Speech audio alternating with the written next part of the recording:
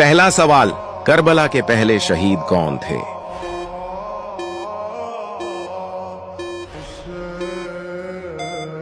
جواب، حر بن یزید۔ واقعہ کربلا سے پہلے کسے کوفہ کے مینار سے پھینکا گیا؟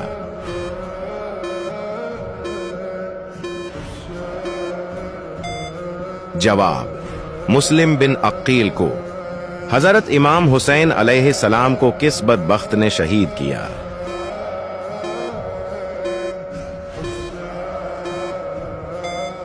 جواب، شمر ملعون نے۔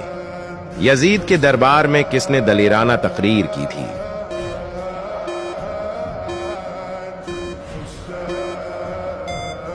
جواب، حضرت زینب نے۔ حضرت امام حسین علیہ السلام کے گھوڑے کا نام کیا تھا؟ اس کا جواب آپ کمنٹ میں دو۔